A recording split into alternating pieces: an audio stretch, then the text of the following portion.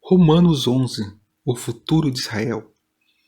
Pergunta então, será que Deus rejeitou e desamparou o seu povo, os judeus?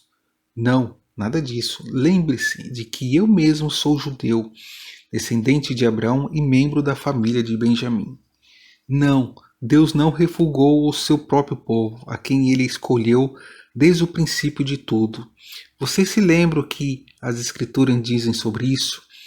O profeta Elias estava se queixando a Deus, contando-lhe como os judeus haviam matado os profetas e derrubado os altares divinos.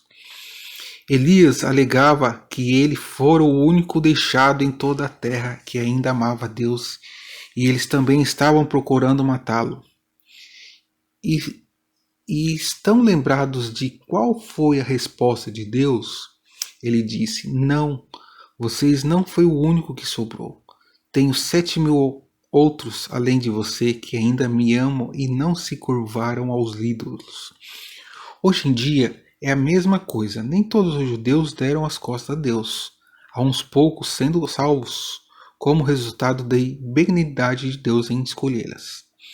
E se isso é devido à benignidade de Deus, então não é por ele seres bonzinho, porque nesse caso o presente gratuito não seria mais gratuito, não é gratuito quanto é conseguido como retribuição.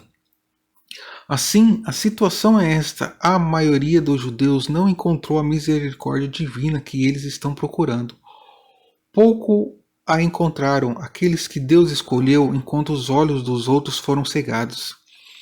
E é isto que as nossas escrituras se referem, quando dizem que Deus os adormeceu, fechando seus olhos e seus ouvidos para que não compreendem aquilo que estão falando, quando lhe contam a respeito de Cristo, e assim acontece até os dias de hoje. O rei Davi tocou nesse mesmo ponto quando afirmou que a sua boca, comida e as outras bênçãos os induzia ao pensamento de que, entre eles e Deus, vai tudo bem, e que essas boas coisas voltem-se contra eles mesmos e recaem sobre suas cabeças a fim de esmagá-lo merecidamente. Que seus olhos fiquem turvos, disse ele, para que não possam ver, e assim encurvados para sempre com um fardo pesado. Isso significa que Deus rejeitou para sempre o seu povo judaico? É claro que não. Seu propósito era tornar a sua salvação acessível aos gentios.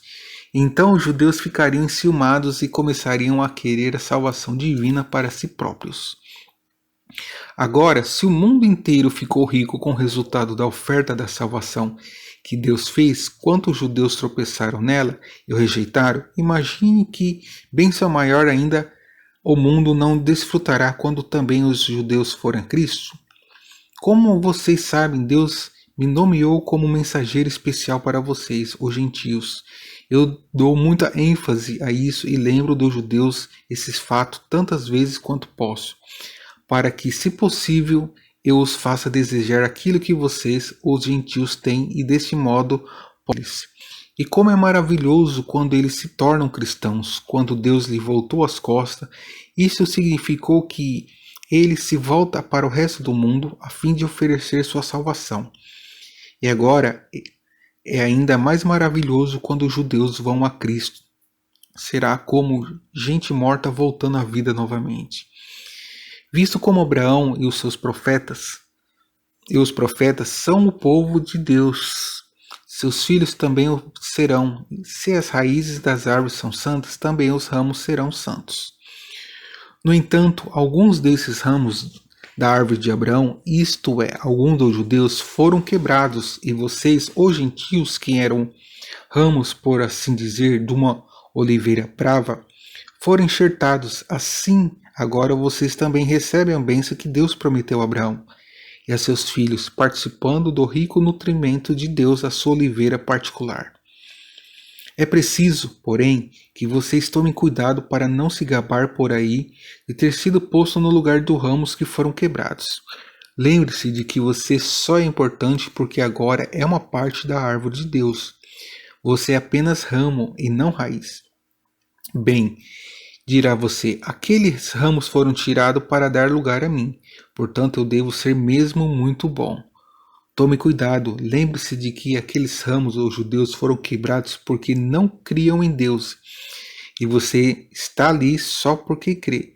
Não fique orgulhoso, nem seja humilde e agradecido, e cuidadoso também.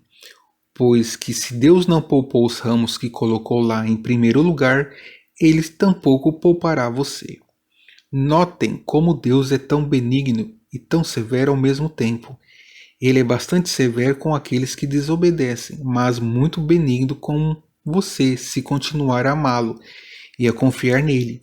Mas se não, você também será cortado. Por outro lado, se os judeus deixarem sua incredulidade para trás e voltarem para Deus, ele os enxertará na árvore mais uma vez. Ele tem poder para fazer isso. Pois se Deus esteve pronto a tomar você, que estava tão longe dele, sendo parte de uma oliveira brava, e enxertá-lo em sua própria árvore boa, uma coisa muito boa de fora do comum, você não vê que ele está muito mais pronto a colocar de volta os judeus que antes já tinham estado lá? Quero que vocês, queridos irmãos, conheçam essa verdade que vem de Deus para que não fiquem orgulhosos e comecem a se gabar. Sim, é bem verdade que alguns judeus agora se puseram contra o Evangelho.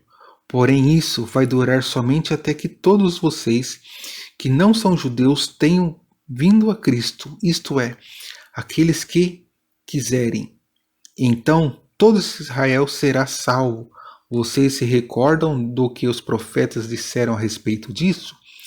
De Sião sairá um libertador, e ele afastará os judeus de toda impiedade. Naquele tempo eu tirarei os pecados deles, tal como prometi.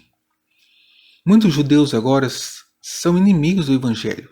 Eles odeiam isso, porém, tem sido um benefício para vocês, pois teve como consequência Deus dar aos seus dons a vocês, os gentios. Entretanto, os judeus ainda são amados por Deus, por causa das suas promessas a Abraão, Isaque e Jacó. Pois os dons de Deus e o seu chamado nunca podem ser revogados. Ele nunca voltará atrás em suas promessas. Antigamente vocês foram rebeldes contra Deus, porém, quando os judeus recusaram seus dons, Deus se tornou misericordioso para com vocês, em lugar deles. E agora os judeus é que são os rebeldes, porém algum dia eles também participarão da misericórdia de Deus que tem tido para com vocês. Porque Deus abandonou todos eles no pecado para que ele pudesse ter misericórdia para com todos igualmente. Hino de adoração. Que Deus maravilhoso nós temos, como são grandiosos sua sabedoria, seu conhecimento e suas riquezas. Como é impossível a nós compreendermos suas decisões e seus métodos. Quem é dentre nós que pode conhecer a mente do Senhor? Quem é que sabe o suficiente para ser seu conselheiro e guia? E quem jamais poderia oferecer ao Senhor o bastante para persuadi-lo e agir? Todas as coisas vêm única e exclusivamente de Deus. Tudo vive por seu poder, e tudo é para a sua glória. A ele seja a glória para todos sempre.